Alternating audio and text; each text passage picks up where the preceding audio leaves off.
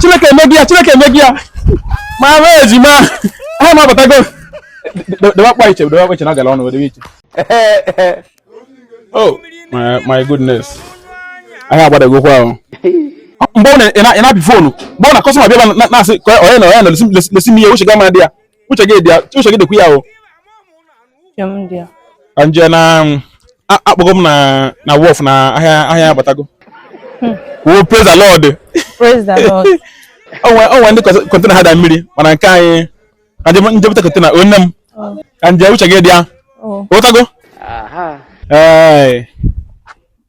The losses market is you are coming back in full force. You are coming back. Bye bye. Yeah. Hey. Huh? Chineke emegi ya. Ana m abịa ahịa mbata. Hey. Ma ejima. Ahịa m abatago. Ya Nancy. My business. What's the problem?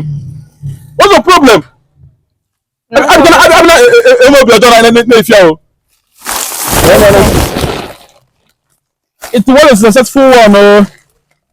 Nah, I have one. China will come over. China the far.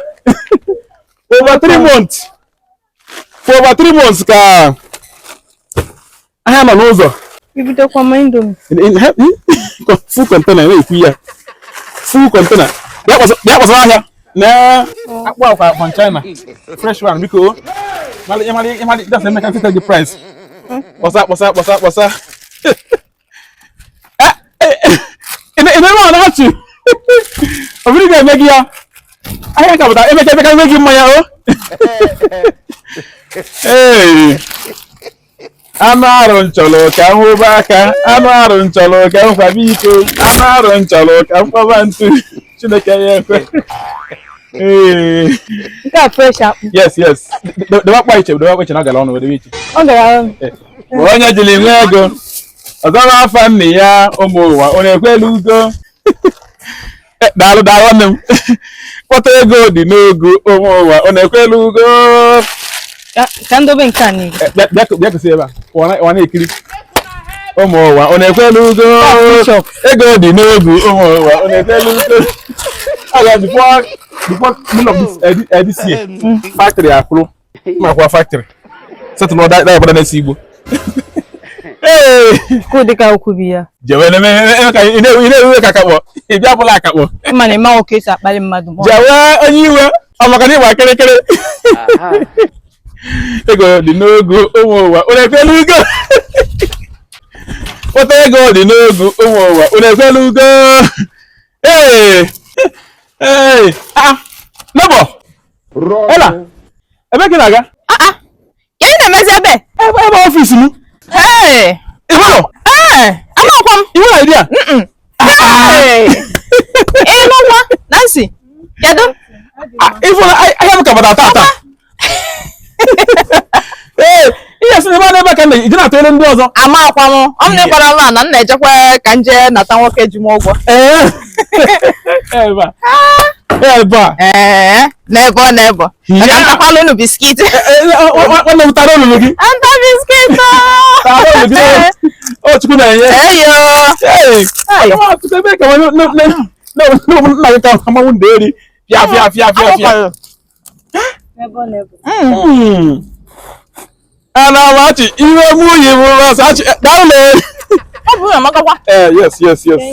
Eje m nọ na site. Nga sị na unu ga na-elifu Indomie. Efula ka rode apangaro n'anya. Onye kwa biya jugo side nkisi ina jina tego. One idiot man. Kam ịmara onugbu ducha na yard. Ọ na-aka akwa nwere onye na-akpịa. Mgbe kpakwale nwoke si na ọ chọrọ. Ejelesi. Since nwoke ọ bụ ma otu wee ru. Ejekọ mbi ebe a.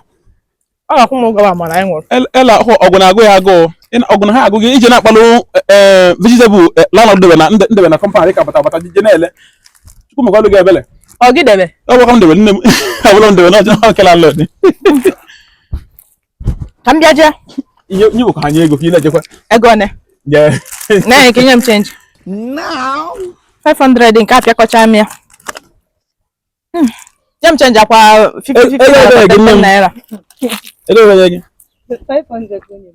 Chicken back. Jenye num change kwa nwoke bia gale funarem. Ego give 13.7. Awotarom. 13.7. Kedu ile ngozi? Egozi m shop niile. Amaka mi go ma ego legiri. Na si okunu si eme? Oh, lost. Lozere na biscuit 5 naira. Okay. Everything. You know what was the workers are they when them. Mama bu na okunu ụka ju isi. Mama bu na okunu ụka ju isi. Obele biscuit na pia water ora na eze na ele 10 naira ka ngoli sti. When we each ide ya gbada nwe ọ ga-abụki n'ebe eni ilu ebe o ndị ole ma 5 naira ibua. Na kiosk. Madam nya. Ela na ya.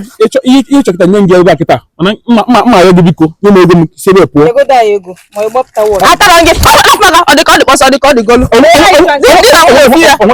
Omu ju ọchị eme. Ela ihe ebe ego a n'ebe a nye na ya dị. Ọ bụ nnukwu ụlọ ebe kwa na ya dị. Aka m aga kwala ọgwụ m je na tọgọ. Ikwuo m. Ọ bụ na mụ na ebe na-enwe ọkụ na street. Nke agbasa gị. N'ebe ị nọ. N'ebe ị nọ. Yotaga ahụ maka bata n'ebe ị nọ biko. Ihe ọ bụ ji ebe jere ya dị eme na ya dị mana akwụkwọ akwanya ama ana m elile ego mmadụ na kwunu 500 nwe kwunu jide kọsa ana m elile ego mmadụ wote I didn't know one ko chacha chogwa ni obodo nwere one ko chacha demi dem I know ya dị ama nkịtị me na kama gba n'ụlọ anụ ọgwụ na abọ me to hụ anya Is your brother? God forbid.